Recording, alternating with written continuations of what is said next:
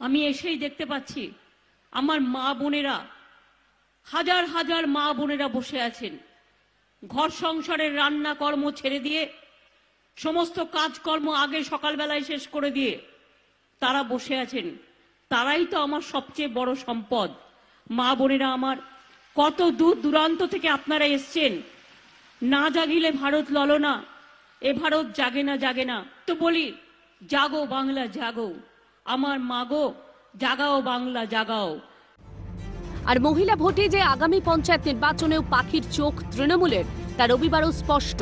রবিবার কাঁথিতে তৃণমূলের চায়ে পে চর্চায় কুণাল ঘোষের মন্তব্যে তার দাবি, মহিলাদের সঙ্গে জনসংযোগ আরও বাড়াতে হবে শাসক দলকে। মহিলা ভোট একত্রিত করতে পারলেই আগামী পঞ্চায়েত ভোটে জয় নিশ্চিত তৃণমূলের। এবং সব শাখা সংগঠন এবং বড় সংগঠন ওরা তো অ্যাক্টিভ আছে, কিন্তু মহিলারা একটু বেশি করে দায়িত্ব নেই।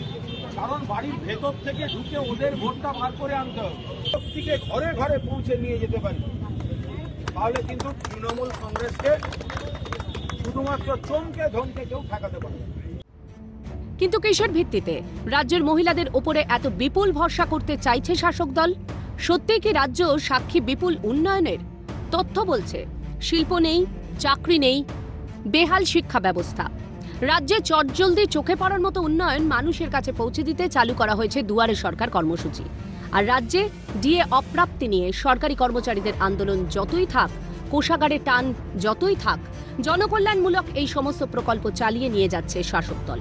আর এই সমস্ত প্রকল্পে মূল সুবিধাভোগী অংশ কিন্তু রাজ্যের মহিলাই। লক্ষ্মীর ভাণ্ডার থেকে স্বাস্থ্য সাথী কার্ডে মহিলাদের